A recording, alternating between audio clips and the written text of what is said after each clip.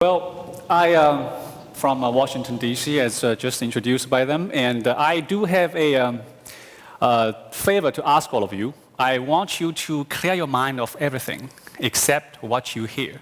Don't worry about your schedule, your business, your family, or your friend. Just focus with me and open your mind. No.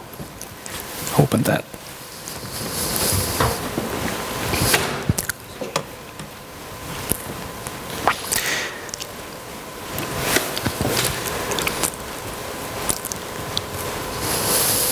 The world that we live in has changed dramatically. And we have transitioned from an industrial age to information knowledge worker age with all of its profound consequences. We today face challenges and problems in our personal life, in our family, and in our organizations that are unheard of only 1 or 2 decades ago.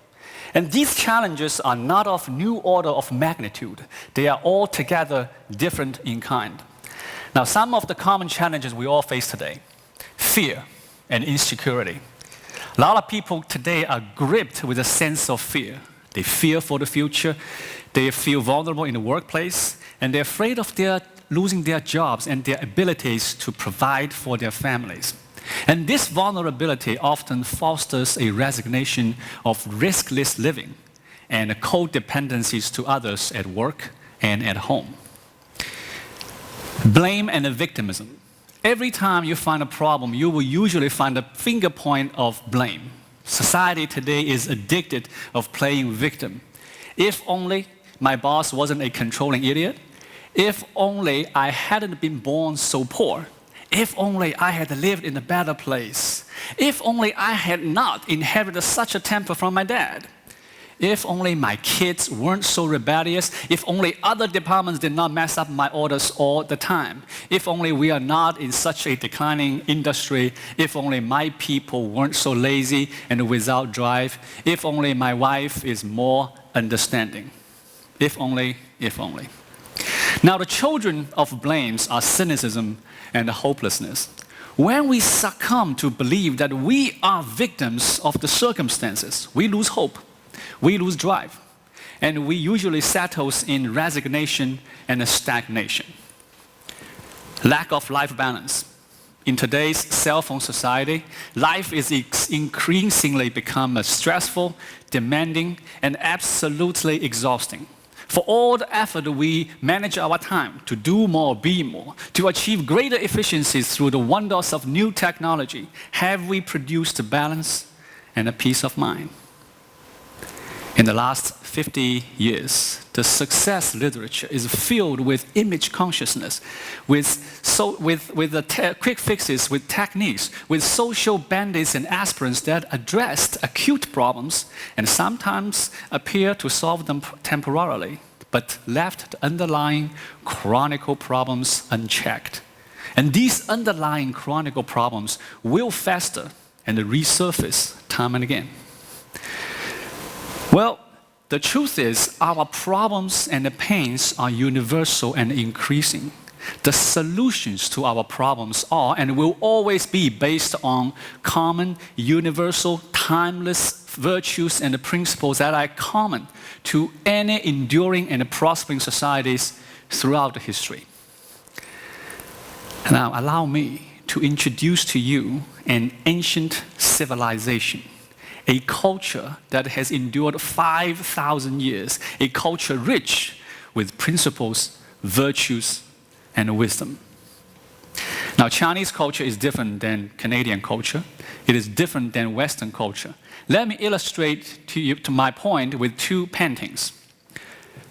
Death of Socrates was a 1787 painting by a French painter, Jacques-Louis Davis. It represents the death of Greek philosopher Socrates, condemned to death by drinking hemlock. Now, also depicts here are his disciples. The cradle sitting ruefully at the bed's end, and Plato clutching the Socrates' knees. When you and I look at this painting, we see the same thing, and we interpret the same way. Socrates was offered 2 choices. 1, exile. 2, death. And Socrates chose death. Every single square inch of the painting was filled with color and contents. There's no room for you to imagine otherwise. Water Buffalo by Chinese painter Kuran Li is quite different. It is not picture-like. It is primarily black and white. And there's, as you notice, a lot of empty space on the painting. There is not a single stroke of water, but in your mind, you can see water, can't you? And you can see how the water flows. You can imagine the season of the year, the time of the day. Some of you might imagine it is a small village by the hillside in a lazy afternoon in the early summer. Some of you can even hear the birds singing, and some of you can even smell the scent from blossoming flowers. It is that different between Eastern and Western culture. Western culture is solid, is reasonable, is linear, is logical. Here's point A, here's point B, and you connect the dots. And that becomes the shortest distance between A and B. If you take a walk from A and keep walking towards B, if you keep walking, eventually you will get from A to B. It is logical. The path is obvious. It is the shortest distance between 2 points. But in Asian culture, it is not solid. It is abstract. Here is point A, here's point B. That's it. And how do you get from A to B? There is not a shortest distance. There's not a logical path. And you have to figure out your own way. For example, you can walk, you can drive, you can fly, or you can bend the space, touch an A and a B together, and punch a hole right through. You can take a quantum leap. It is that different between two cultures. Now you may ask, how do I learn about Asian culture? Or how do I learn about any other culture? Plato said, here I quote, "The things which we perceive as real are actually just shadows on a wall." Shadows on a wall. The things we see, the sound we hear, the scent we smell, these are what we perceive as real. They are just the shadows on a wall. Shadows cast by what? Shadows cast by the real thing on the other side of the wall. And that real thing is the essence of the culture. And that real thing might be invisible to you, but it is real, it is there because it can cast shadows on the wall. Do not confuse the shadows with the real thing. Now in China, we have the very similar thing, almost identical. 形而之上者谓之道，形而之下者谓之器. Above the form and shape is Tao. Below the form and shape is container. The Tao, which is above the form and shape, might be invisible to you, but it is real. It is the essence of Chinese culture. And below the form and shape, you can see, but it is just the container. Do not confuse the container with what it contains. So the key to understand another culture is to understand the essence of another culture. If you understand the essence of another culture, you understand everything. If you don't, you just simply don't get it. Now let me illustrate you again, this time with two movies. Mulan. Have you all seen Mulan? All right, my two children grew up watching this animation movie produced by Disney, Walt Disney. And before the production began, Disney sent their artists to China and other Asian countries to study the Great Wall and other landscape. They studied the facial features of Asian people. So all the characters in Mulan movie, they all look like Chinese, they talk like Chinese, they dress like Chinese, and Disney did a very good job about traditional Chinese couture. And the story of Mulan is based on the true story in Chinese history. 1500 years ago, a girl named Mulan joined the army on her father's behalf. She disguised as a man and fought the war for 12 years and became a general. True story. Now, for comparison, let's take a look at the second movie. You all see that, I assume. Fu Panda. Now, Kung Fu, also called martial arts, is a very important component in Chinese culture. But Panda has nothing to do with martial arts in Chinese history, in Chinese culture whatsoever. Not only that, Panda is the only character that has connection with China. All the other characters, the Tai Longs, the Tigress, the monkeys, the Master Wu Gui, Master Shifu. Now, Master Shifu is a Jedi Master in the movie Star Wars. That is American cultural icon. Now, the characters in Kung Fu Panda, they don't look like Chinese. They don't talk like Chinese. They crack in American jokes all the time, and they are voiced over by Jack Black, Angelina Jolie, Dustin Hoffman, Hollywood's A-list actors and actresses. And the story is total invention by Hollywood. It is not real at all. Now, tell me this, which movie do you think that create cultural resonance? In other words, after watching these two movies, after watching that, the Chinese people or Asian people will say, that is my culture, that is so Chinese, that is mine. Which movie do you think can do that? Mulan. I see a lot of people say Mulan, but one panda. All right, minority wins. The answer is Kung Fu Panda. Now, why a movie look like Chinese, talk like Chinese, dress like Chinese, based on true Chinese story, did not create cultural resonance? And a movie totally opposite can do just that? The answer lies within the story, the philosophy, the values implied by these two movies. Now, in Mulan's movie, the Disney tells a story about a girl joined the army on her father's behalf. A girl joined the army disguised as a man to try to prove her worthiness, equalness as a man. That is a fine virtue, but that is part of American culture. It is not what Mulan's story is all about. So it is actually telling American value with Chinese story. On the other hand, Kung Fu Panda is telling Chinese or Asian story, Asian virtues, values, with American story. Now, what are the Asian values we talk about? Number one, Panda is destined to be dragon warrior.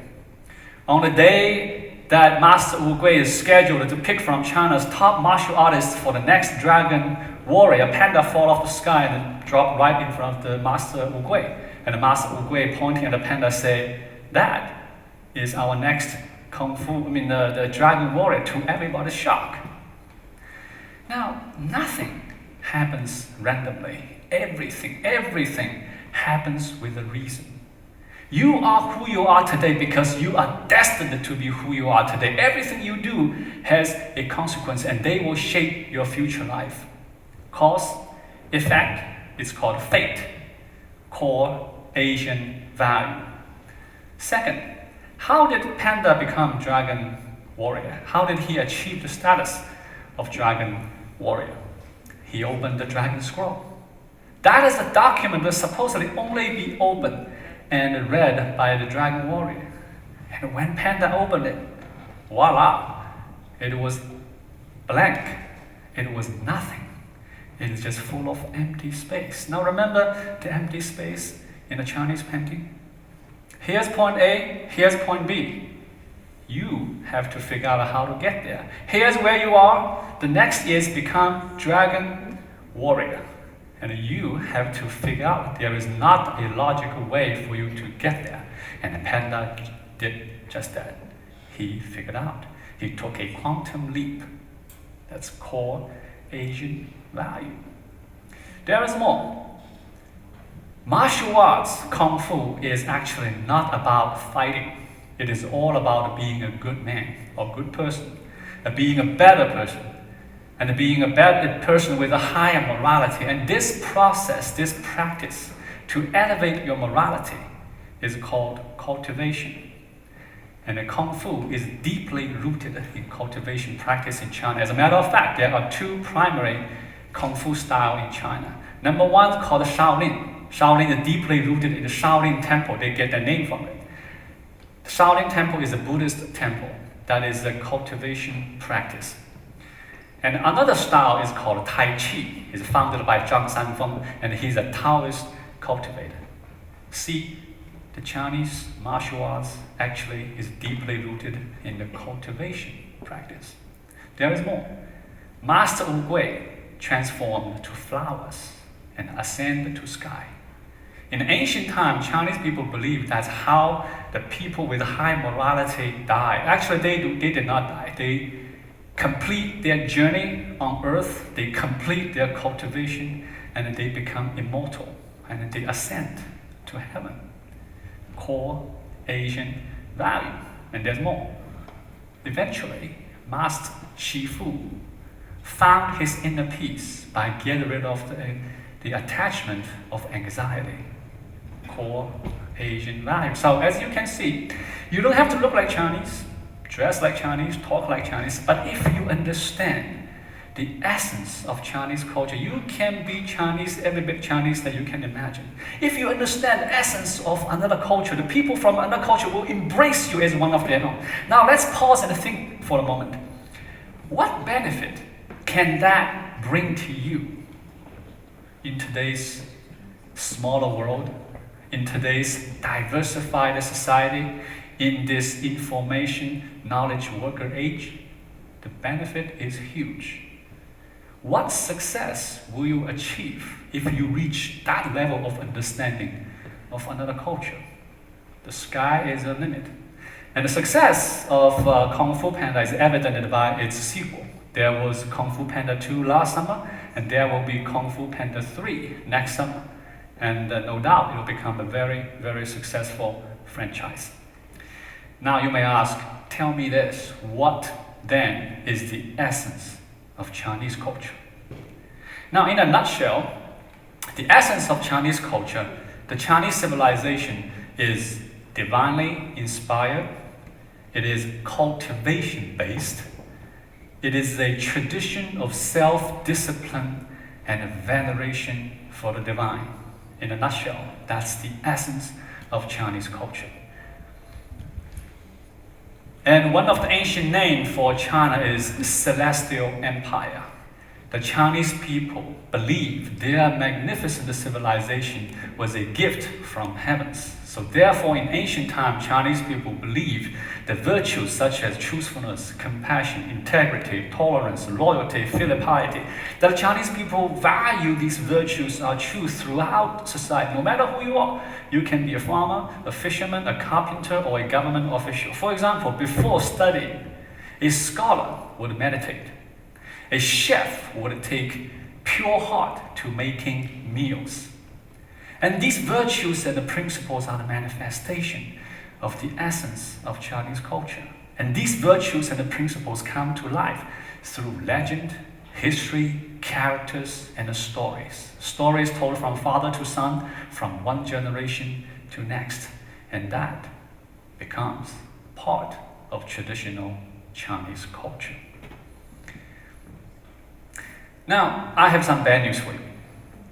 The bad news is understanding another culture is difficult. It is very difficult. And myself is a living example. I was born and grew up in China, and I came to the United States when I was 21 to attend college there.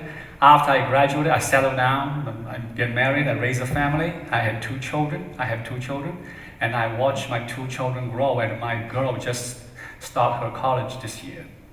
And I consider myself as a student of history. I read extensively about ancient Greek, Roman Empire, European history. I'm fascinated by American Civil War. I read the biographies of Abraham Lincoln, Ulysses Grant, Robert E. Lee, Stonewall Jackson. I visited the Civil War battlegrounds. For example, in the Balls Bluff in Leesburg, Manassas, Antietam, Chancellorsville, Fredericksburg. I know more about American history than average American people. But I cannot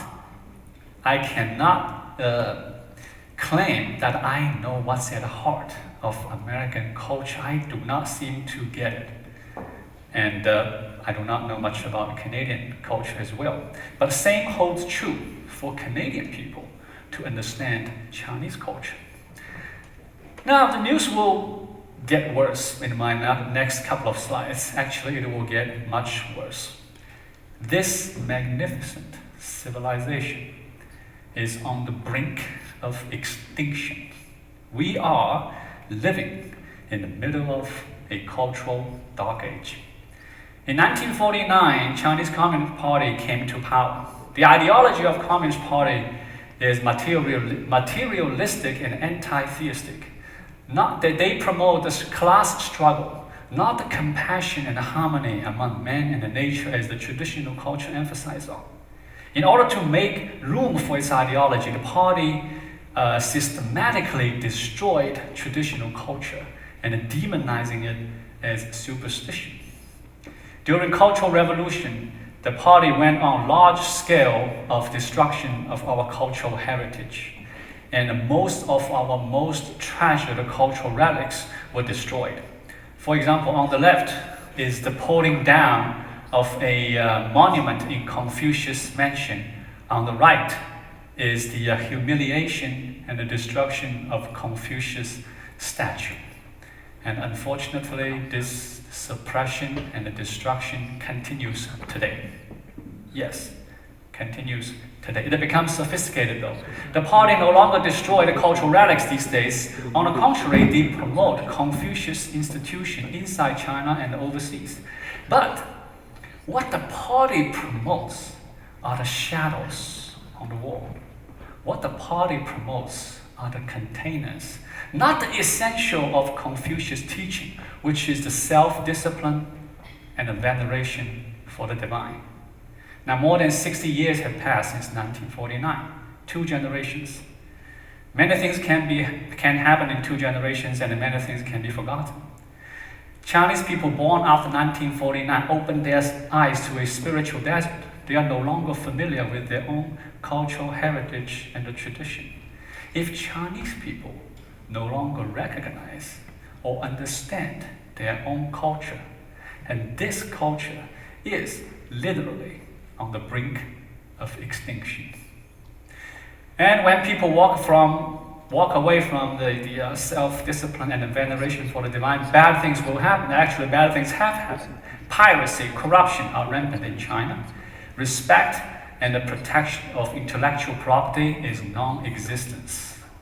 Counterfeiting goods is fastly becoming a problem. As a matter of fact, China has become our #1 source of counterfeiting goods.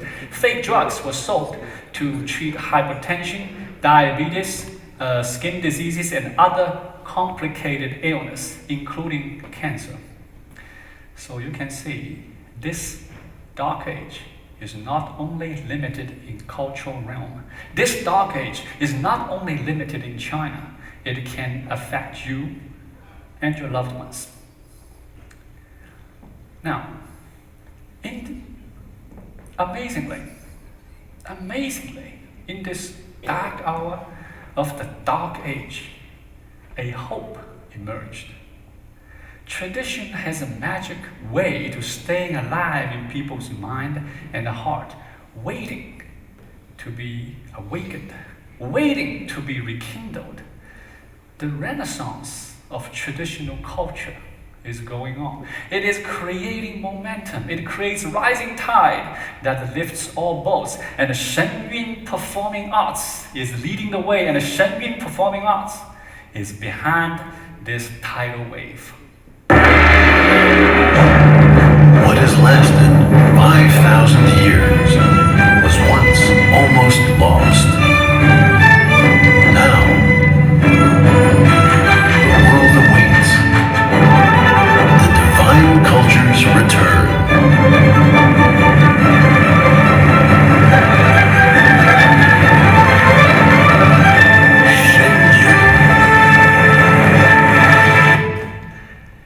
Now, Shengyun is a spectacular dance and music show. It showcases the essence of 5,000 year civilization through classical Chinese dance, original live music, and a state-of-the-art animated backdrop, and hundreds of exquisite handcrafted costumes. Begin each year with all new programs. Shengyun tours over 100 cities and reach more than 1 million audience members, and they will come to Mississauga in December, 2 months from now, for 5 shows. Now, the Shengyun Show is about 2.5 hours and consists of 20 different programs, and most of them are classical Chinese dance, and many are story-based. What you see here is the dance called Mulan Joins the Battle. It tells the story of China's most famous heroine. And the Mulan story is an example of China's two very ancient virtues. One, loyalty to your emperor. Two, filial piety, the respect and the caring for your parents. Mulan's story is of self-sacrifice as she took the place of her old and ailing father in the imperial army. Disguised as a man, she joined the battle and fought the war for 12 years and became a celebrated general. When the war is over, she received commendation from her emperor, and no one knew they were fighting alongside with a girl. Now, Shengen's version of Mulan gives a dramatic but authentic retelling of our heroine's journey, unlike its Disney's counterpart. One of the unique features of Shengen Show is the very innovative use of animated backdrop. And this dance is telling a legend that long time ago, once upon a time, there were 9 suns appearing in the sky at the same time and scorching the earth. So God sent his general to take care of the problem. So when our hero let out his magical arrow fly, the fly hits the sun bursts into a fireball and it drops to the ocean. And it is very expressive in telling the story. You don't have to understand Chinese, but you will have no problem to understand the story in Shengen Show.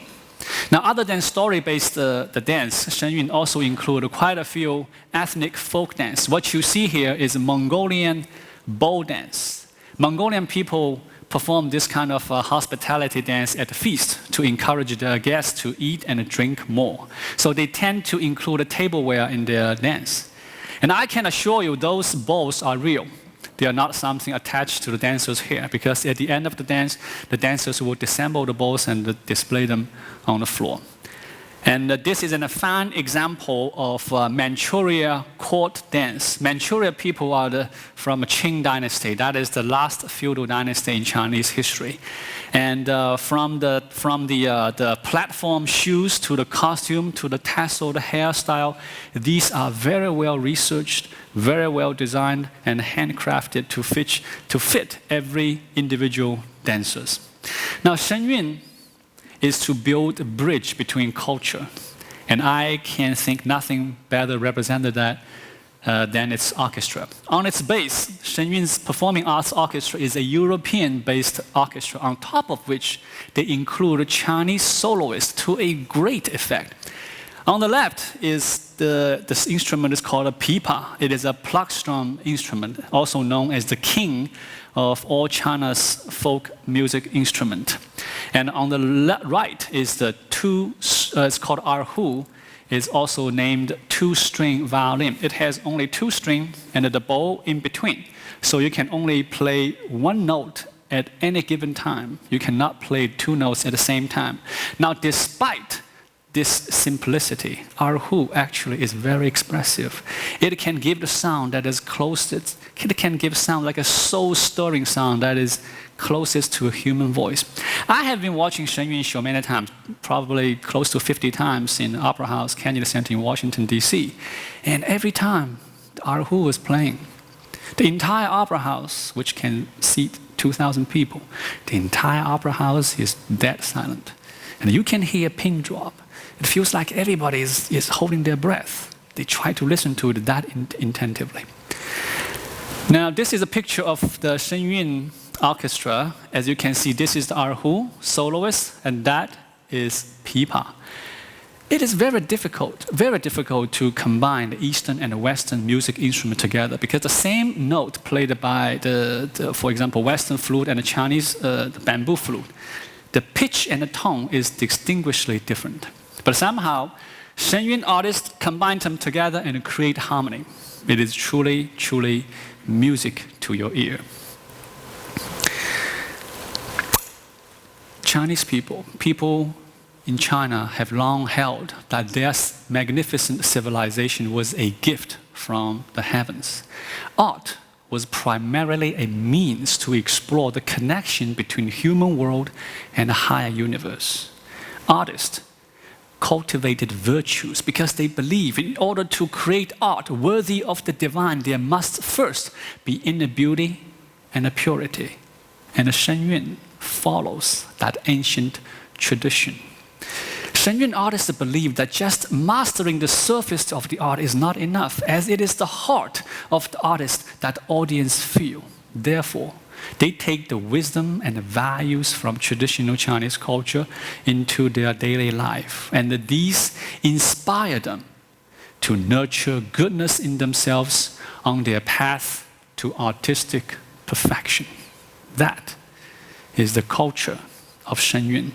Shenyun artists not only demonstrate the virtues on stage, they live by them. That is why Shenyun is world class. That is why Shenyun is one of kind. That is why Shenyun is the best, if not only way for you to truly understand, learn, explore, and eventually you will grasp the essence of Chinese traditional culture, because Shenyun will enable you to see through and beyond the wall, see what the real thing on the other side of the wall. Shenyun will enable you to see through the container, see what the Tao is. That is what the container contains. It is that powerful. It is that beautiful.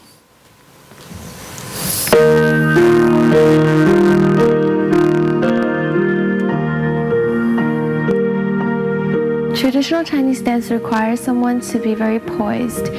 It requires you to be very focused.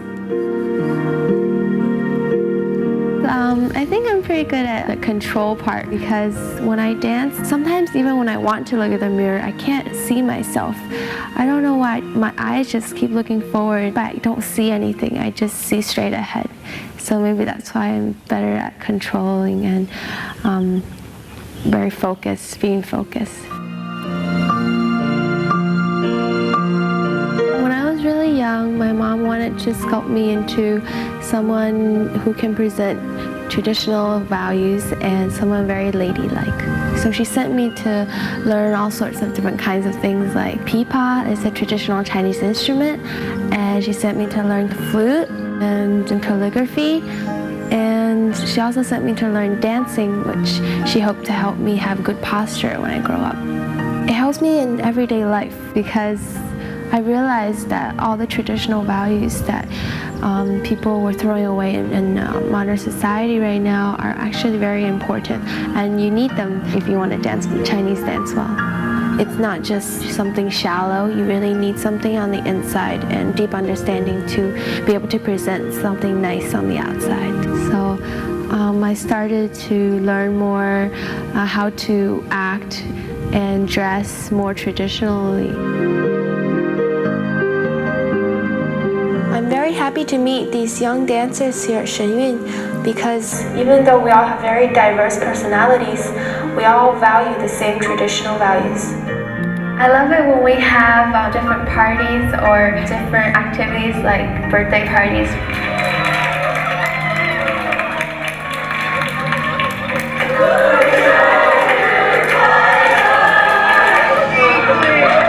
Since we spend so much time together, we already know each other so well that even on stage we can feel each other. That's how we can be so together. Even with so many people, it all seems like one person dancing.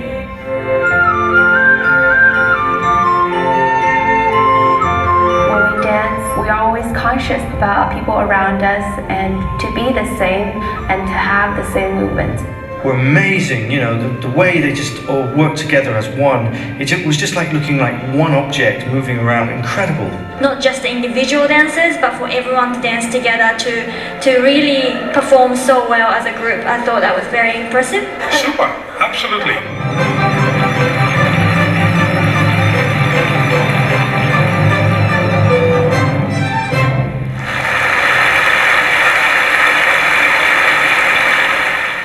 有一个小问 Just like how our MC says, every dance has its own unique meaning. 中国人说一根筷子好折，一把筷子难断。You know, one single chopstick is easier to break than a bunch, hence people need to pull in their efforts together. Ah, yes, just like on the harsh plains of Mongolia. Actually, this concept applies to every dance that we do. When I do an important role in a dance, and when I'm dancing with everyone else on the side, I don't feel any different because if one person does well on stage, it doesn't mean anything. What the audiences see is not just one person, they look at the whole picture. So everyone needs to do well, and we all know that. Even when one person is dancing, everyone behind me or on the side is supporting and encouraging me, and that helps me to do well. So it's everyone's strength.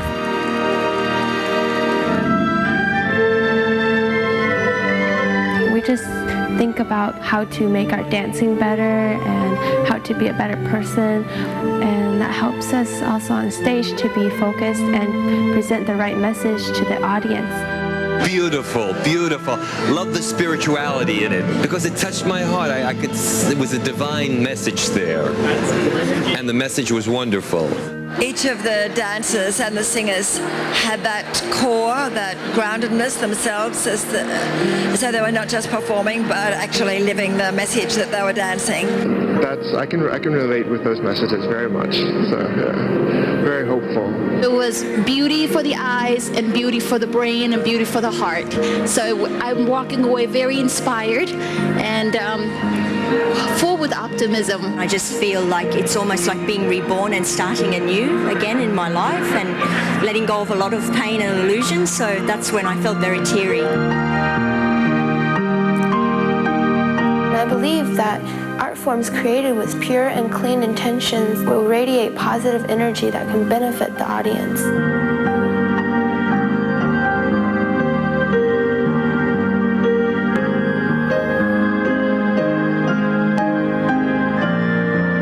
The audiences to get something out of our show, to receive message and to realize that there's more beyond the materialistic things in life. So even when they are depressed, they can pull themselves through depressions or even bad situations and keep going in life.